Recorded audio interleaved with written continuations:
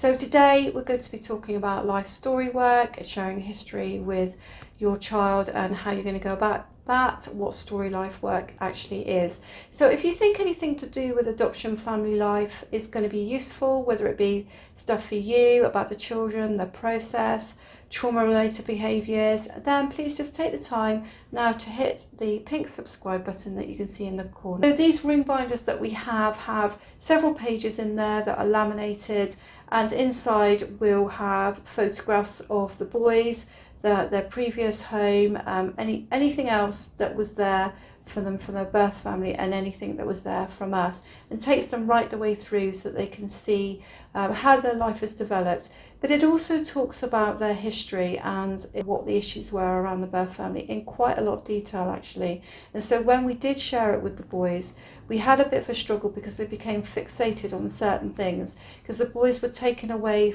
with police powers, police protection, and therefore they are a little bit over fascinated with the police. So anything around that, then they were fixating on that. So when I shared it with them, which was probably about a year ago now, I thought it was going to be a really good thing to go through it with them. And bearing in mind we fostered them before we adopted them, they already knew quite a lot, or so I thought. But I actually found it was too much for them too soon, and I think that that's the thing to remember with life story work, is sometimes the agency would have already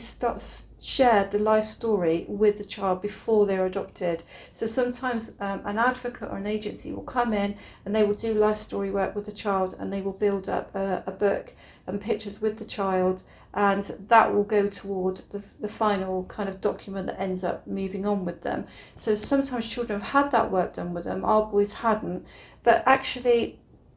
there is quite a lot of detail in there, and sometimes it is hard for them to hear what's actually happened to them. And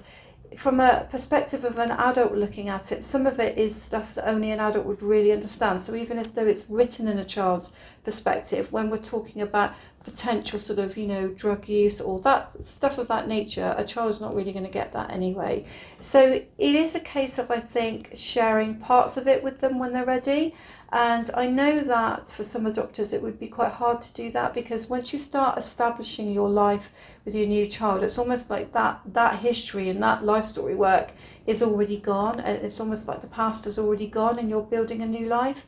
But I would encourage you guys to be quite open about it, and where you can to share little snippets of information, because what you're not wanting to do is to be sitting down with a 13-year-old that you've already had for 6 years and suddenly opening up this can of worms with them. I think really what you need to be doing is every now and again sort of drip feeding little bits of information, and you could be asking them if they'd like to know a little bit more, and it might be that you only look at 1 or 2 pages at a time, maybe not all of it,